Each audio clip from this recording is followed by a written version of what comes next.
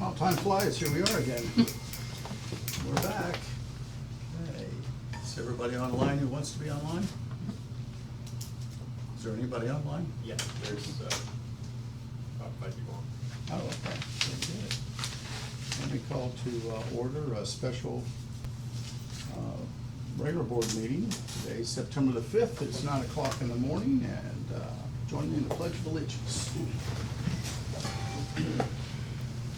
Allegiance to the flag of the United States of America and to the republic for which it stands, one nation under God, indivisible, with liberty and justice for all. Randy, kickoff roll call. I'm here. Cox is here. Abbott here. Executive Director Rogers present. Motion to approve the agenda today. So moved. All right. There's that public comment clipboard way over there. Sorry, buddy.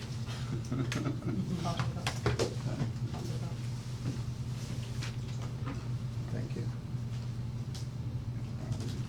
So we had a motion on approval agenda. All in favor? Aye. Missed that 2 days in a row, didn't I? You good? We'll keep you straight. Thank you.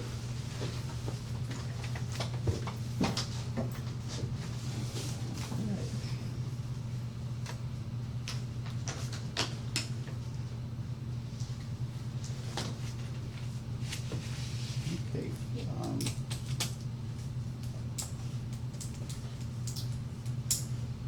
I'm sure you folks that are going to speak this morning read the statement above, so I'll just remind you that you can address the board, the meeting, for 3 minutes, identify yourself, and remarks should be directed to the board as a whole, not individuals. And we're looking for respect at all times, no disruptive rude behavior, personal attacks. Thank you. Michelle, you're up first. Backwards? Yep, backwards today. Shaking it up. You got so dressed up, we thought you put you on top of the list. I'm always dressed up. Oh, that's good. My name's Michelle Mandarin, address on file, I live in Hudson. I want to first apologize for last time I was here. I was pretty flustered because the video I saw, and I heard that this individual that attacked Kathy has domestic violence background, and I am a victim of domestic violence, and that's why I was very upset about it. So I wanted to apologize for my anger, but anyway, I came here today because I heard, and correct me if I'm wrong, that the property that you guys are selling, the first bid that you guys have is an individual that's promising you to build the facility and lease it back. Is that correct? Well, we'll find out in a few minutes. Okay. The presentations are about to get started. Okay, well, I'm a Republican, and I'm very involved politically, and I go to the REC, I am a committee woman. And I know that you guys are not you're under a microscope by the legislators. You know, everything that's happened with this property is because this is not welcome. And I personally believe if you guys are gonna get the lease back, that's gonna be like a rope-a-dope. I think you guys should really think about that before, you make that decision, because you guys are being looked at, and you should do the right thing. And think about the people and what the taxpayers are asking for. That's all I wanted to say. Okay, great, thank you. Kathy Julian, in regards to the property sale today, go ahead.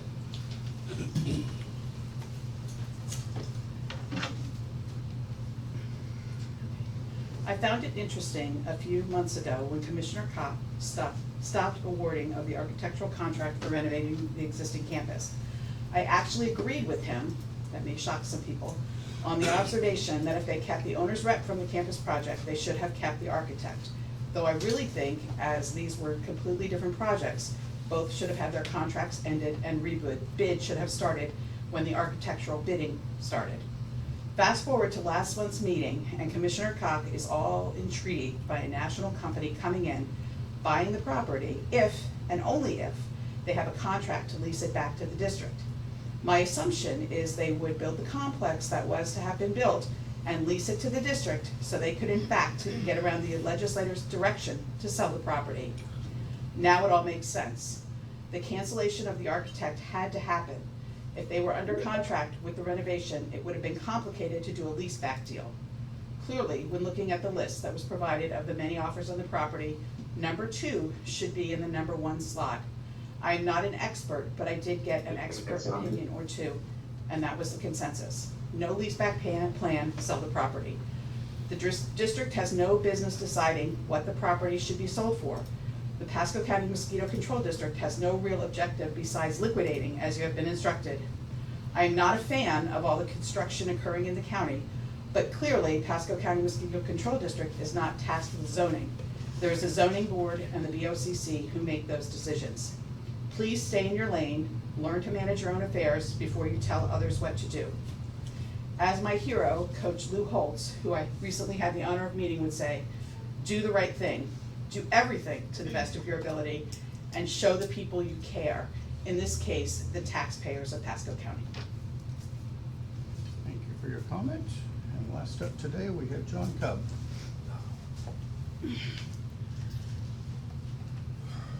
John Cobb, 1335 Solitaire Place.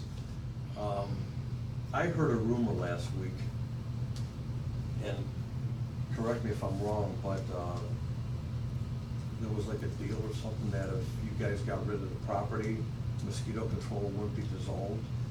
I mean, if that's true, is something like that legal, ethically, or whatever? I mean, I was shocked when I heard that. That's why, I'm bringing this up. I mean, that doesn't sound good. All right, so if you guys do keep this property, once again, you're gonna put a bandage on it again. It's like taking an old rusty car and painting it. Just doesn't, there's so many things wrong with this place. I mean, the walls on some of the bars over there are rusted out on the bottom. I mean, I've been here 21 years, so I've seen a lot. I would need a lot more than 3 minutes to talk about this place. But, I don't know why couldn't people just stay out of it? I mean, you guys had some of the money to build this place already. What other, place does that? Has some of the money already down? I mean, twice I think I've said what the population is here, 247,000. In '85, now there's 656,000. And they say by 2050 there's gonna be 1 million people. And you're using a place that was, back then, they didn't even spray the east side of the county. It was pretty much just the west side. And, it really needs to be centrally located. I mean, when I would go out to Trilby, when I would go out to Trilby to put a trapper, bleed the hens or whatever, it would take 1 hour and 15 minutes to get out there. To set one trapper, draw blood. And if it was more centrally located, it would be a lot better. But to me, it's a no-brainer. You need a new place. Adrian had the foresight to do that. And now what's gonna happen is, maybe even 5-10 years, we need a bigger place. Well, look what the prices are gonna be then. It's just crazy. I don't understand it. It makes no sense. I don't know if this is just something that is put aside by a group that they just wanna get it out to make trouble or whatever. But it's just not right. You really do need a new place. And like I said, wait to see what the prices are gonna be in 5 or 10 years. Thanks. Thank you, John. So, you mentioned rumor, you mentioned social media, but just to remind you that you and everybody else can talk to any commissioner at any time. Okay. And that's probably the best way to approach it. Social media is just garbage in, garbage out. So certainly not an area you should look for a resource. Yeah. But, you do have representatives Yeah, I will do that. that are countywide representatives. Okay. So any one of us at any time. All right, thanks. So thank you all for your comments. The hearing that we had last night, I wanted to comment on that. I think went very well. And it's really good that we're looking at and finding ways to cut our millage rates once again this year. I do believe that after being here almost 20 years now, that we've got the best board in place that we've ever had. And we're in a fair to good financial situation due to the decisions that you all have made. The other thing is the recruitment of staff over the last 6 years has brought us the experts, top-notch people, and you know, it really showed yesterday at the meeting. We had 2 public input, which was good, and then we had another 500,000 customers, 500,000 customers that are satisfied with our services. If they weren't, you would have seen them here yesterday. You know, Michael, from working in government, that when you have this sort of situation, that generally it takes time. If people aren't in front of you complaining, loads of emails, petitions, whatever, then you know that they're satisfied that we're providing public health. So I just want to keep this all in perspective, that things are going well.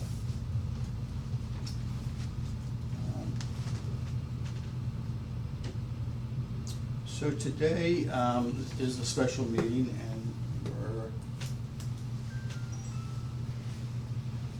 going to have Renee from Berkshire Hathaway talk to us about some good offers. I've had a chance to review them, and our goal today is to select one of those offers and move towards the contract. Right now, this is still at the letter of intent stage, so the next stage will be contract. Do you have anything to say before we go away?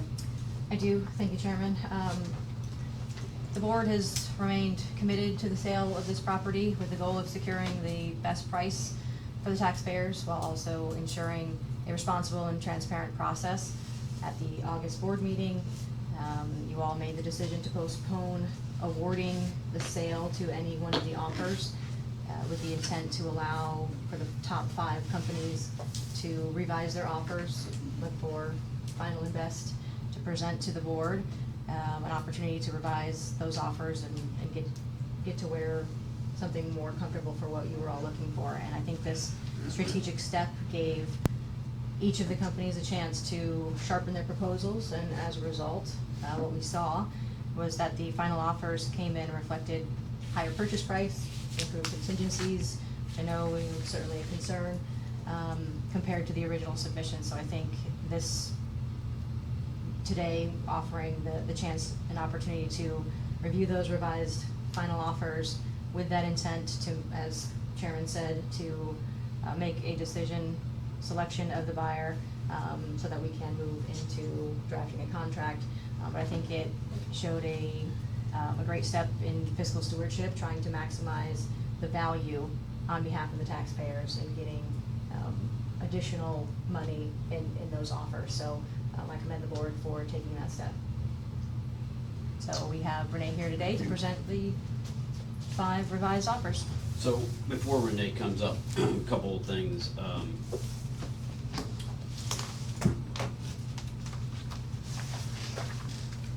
First off, as required by law, I want to disclose that I have met with several of the parties involved in an ex parte arrangement.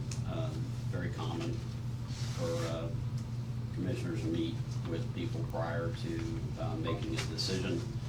So I have met with Eastern Meridian Property Group and also St. John's Properties. And I've actually had some other conversations with some potential buyers who actually did not submit any type of offers. So there's no reason to disclose who those parties are. But so I want that onto the record that I have met with those 2 groups. And I also want to say that you know, I'm just not going to operate in the conspiracy theory world and all the malarkey that gets put out on social media as to, you know, try to make aspersions of what's going on or what's not going on. what I said about the leaseback arrangement was that it was an interesting offer. That's what I said. And it was industrial, which is, I have since 1994. I've been around this place a long time, and since 1994, I've said that what we need is more job-generating projects in this county and less residential. So my record's been quite consistent on that for a very long period of time. Unfortunately, we didn't get that kind of interest in this property. So the next thing to do is to look at these offers and which one is best for the district, which is best for the taxpayers of the county, and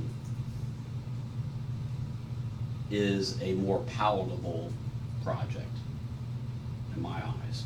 So with that, I'll shut up. Renee, you've got the floor. Good morning, Commissioners and Adrian. Thank you so much. I Oh, have I'm Dewey, Sorry, Randy, do you have something before we open up? No. Okay, I thought I heard something. Go ahead, sorry. I'm with Berkshire Hathaway Commercial. I have Dewey Mitchell here, online. He's at the airport, so, I don't know. You have his forehead online, you don't really have his whole, you have his forehead there. But if I could start, the St. John's properties,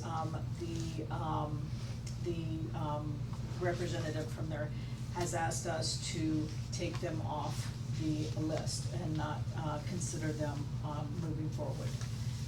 So we are, down to the other four candidates, and, I know, Commissioner Abbott had asked for, deposit monies to be hard after, the inspection period, and of the four, offers that came in, we do have one that has agreed to, money going hard after, inspection, irregardless of what happens afterwards. So I'm, here to answer any questions that you have. I do want to, and I don't know how this works, but there are a couple of the letter of intents that do have confidentiality clauses in there, so I don't know how that works with open forum. That was first on my list. I'm thinking, after we had a public meeting and they reviewed that public meeting, why in the world did they put confidentially back on it again? I think it's just a standard letter of intent. Yeah, okay, Yeah, so. so- They're used to buying from private entities. Right, Mhm. so. Yeah. Okay, well, thanks for bringing that up, because that was number one on my list, to go like, why in the world would we see this again? Boilerplate. So, and furthermore, Berkshire Hathaway was tasked with putting the property out on the market. We do not represent any of the buyers. We are here to facilitate what you guys need us to do, moving forward. Okay, so before we move on from this confidentiality, let's identify which ones have that,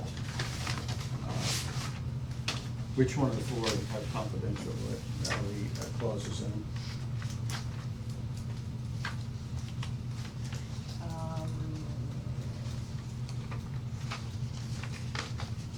Number 2.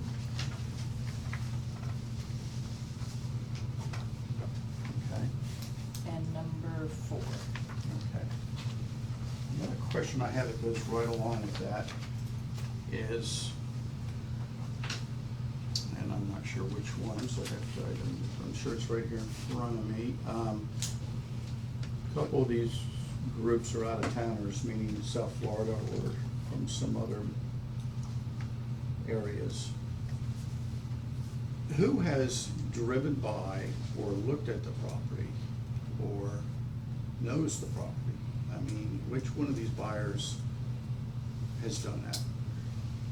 Well, I can speak to, I cannot speak to numbers 1 and 2. There is a gentleman, one of the offers represented is here. I have not, I don't know. Of all Okay. four. Right. Well, that concerns me.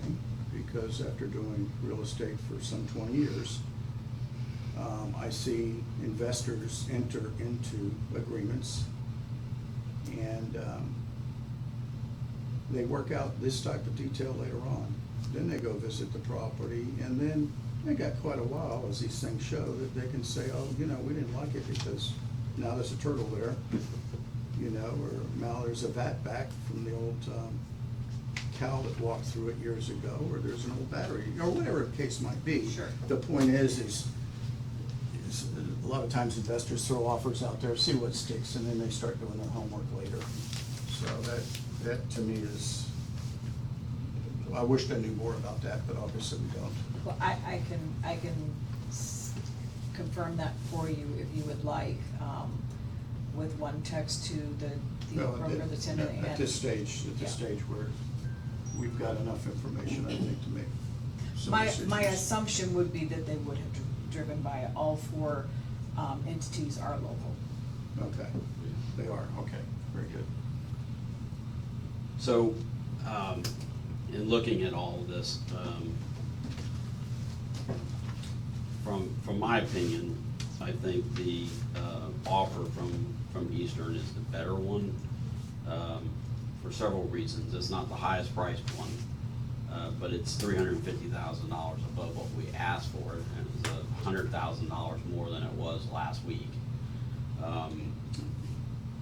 But from a standpoint of why I think this offer is a better offer is number one, as you mentioned, the hard dollars, right? The escrow deposit is triple the other offers. The inspection period is 30 days less. They've got a lower time period for the rezoning and comp plan amendments, and the total days are basically half of what the other offers were. So, you know, I feel like that's the better offer to enter into. So, Mr. Chairman, I will move that we accept the Eastern Meridian and ask to go to contract negotiations. Okay.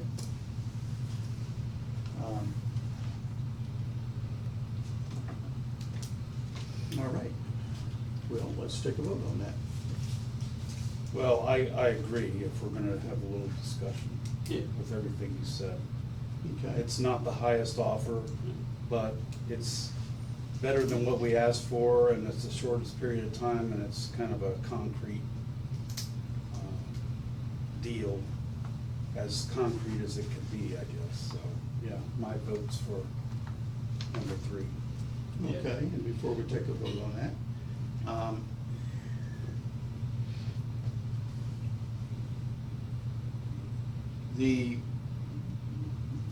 I'm in agreement with you, and we'll take a vote. Renee, you do this, you're the expert in this area. I do limited commercial, not used to seeing 2 years of a cycle of buying a property.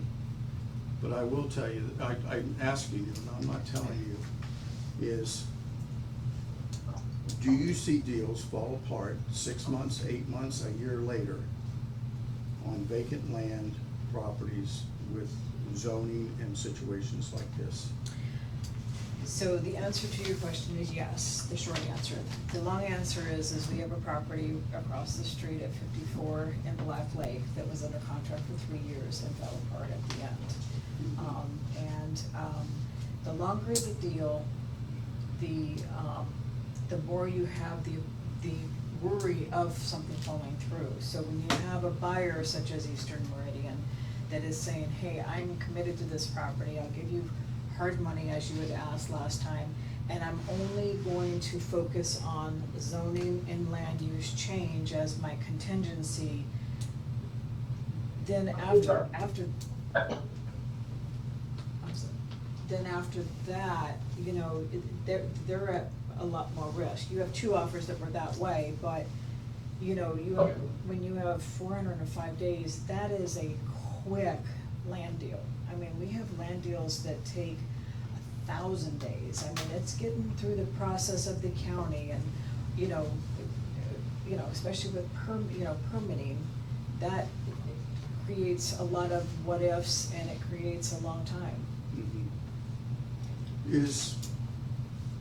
You work in multiple counties, right? I do. Which one has the longest time in permitting?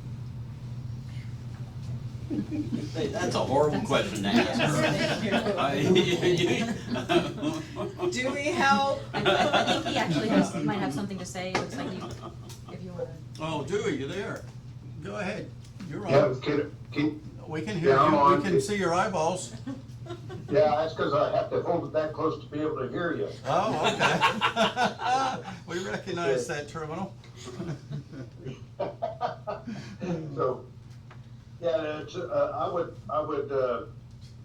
would say that most deals fall apart during the diligence period because inevitably, the potential buyer finds something while they're doing their diligence, that would keep them from buying the property. One of y'all mentioned gopher tortoises as an example. Right.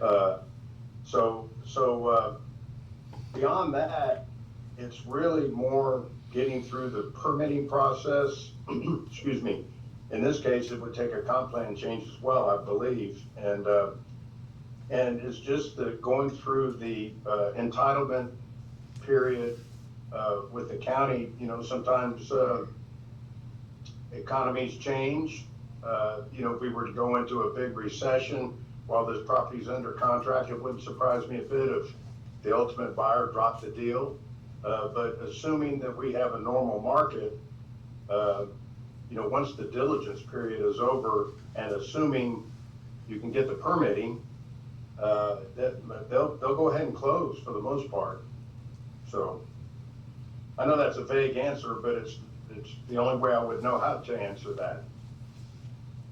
Yeah, your answers are always honest, so thank you for the input. Yeah, Yeah. thank you.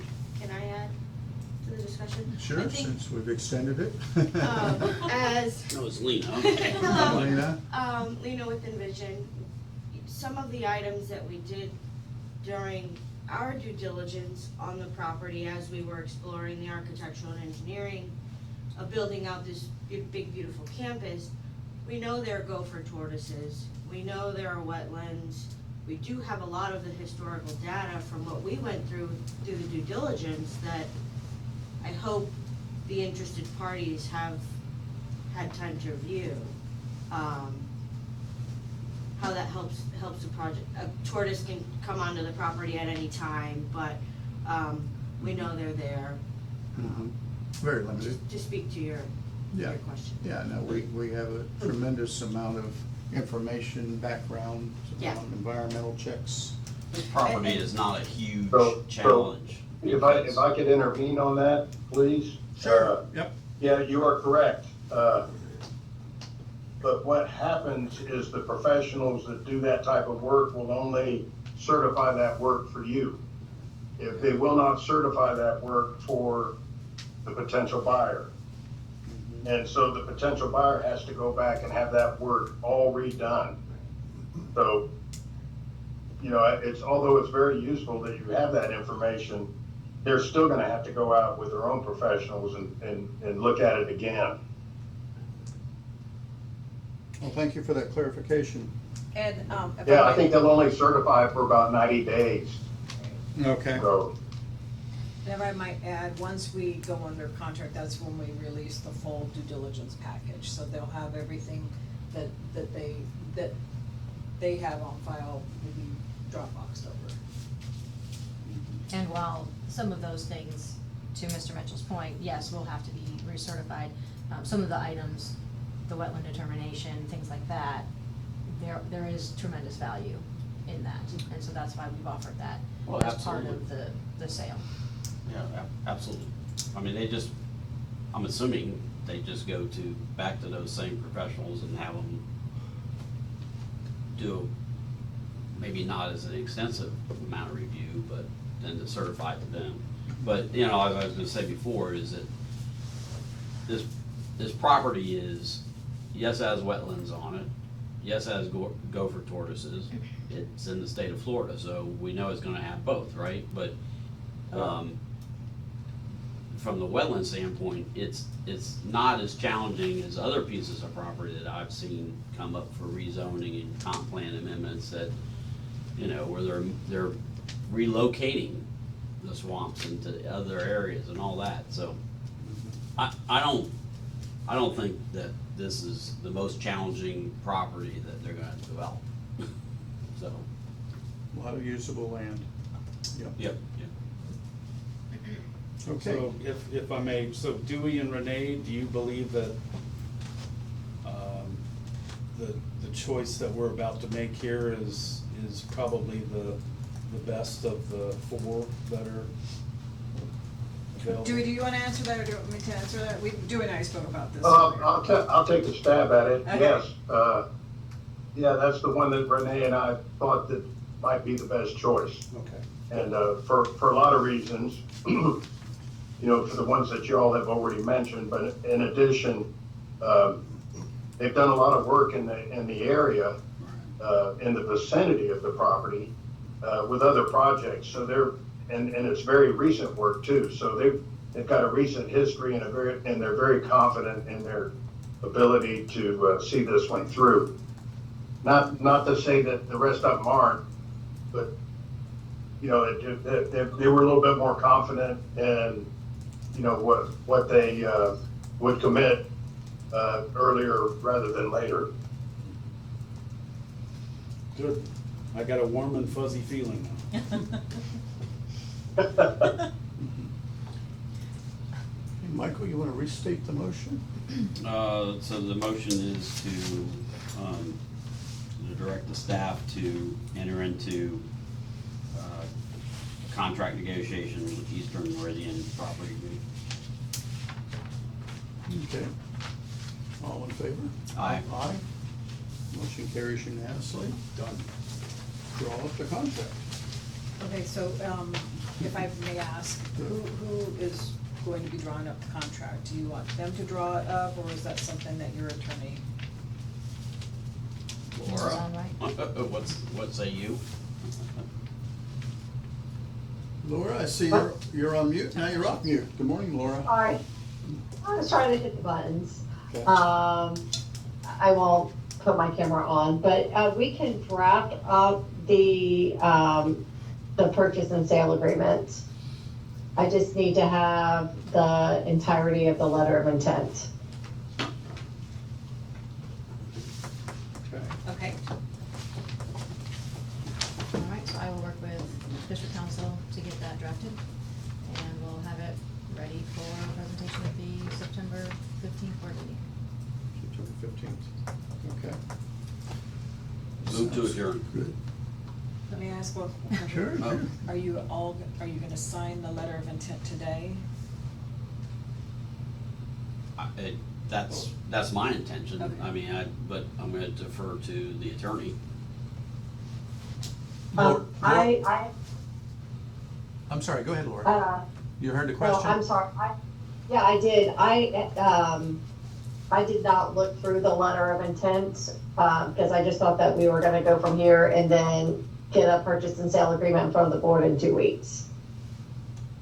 Is there If any we're- problem if after your review, is there any issue to signing the letter of intent or authorizing Adrian to do so after your review?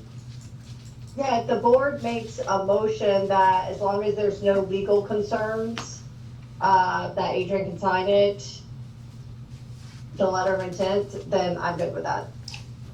Yeah, Laura, why don't we sign the letter of intent and then put a notation on there, it's subject to attorney review. So, Mr. Chairman, if I may, I'll withdraw my motion to adjourn and move that we authorize our executive director to sign the letter of intent after legal review has approved it. Or legal counsel has approved it. Okay? Sounds Thank good. you. We've got a motion, a vote, yes, Yes. Yes. yes, yes, unanimous vote. So we'll move forward. Adrian, Very good. get it on over to Laura. Now I will move to adjourn. What else do you have, Laura? I was just gonna say, I'll look at it today if, and get it back to Adrian if I have any concerns. Okay, Very okay, good. great, thank you, Laura. Of course. Chairman, if I may, I would like to thank Ms. Landis and Mr. Mitchell again for all of their efforts with Berkshire Hathaway, the time and energy that you all put into speaking with the buyers, the potential buyers, and the comprehensive review of the letters received. So thank you for all of your efforts. You're welcome, thank you. Thank you. And I'm sure you will. Yeah, thank you. And I'm sure you will, as you always do, but obviously send them thank you letters. We always appreciate vendors, bidders, competition. So it's a free marketplace, so this is really a great result of that. Thank you. Thanks. All Safe right. travels, Mr. Mitchell. Thank you. And before he throws it out there one more time, I would also like to just thank the board for following through on your commitment to the process, and again, the extension of looking for the final offers resulted in a stronger outcome, so I appreciate your efforts there. And now, I will. All in favor to adjourn? Aye. Aye. Motion carries, we're adjourned. Hey, thanks, everyone. Safe travels, Thank you. Dewey. Thank you, enjoy Texas.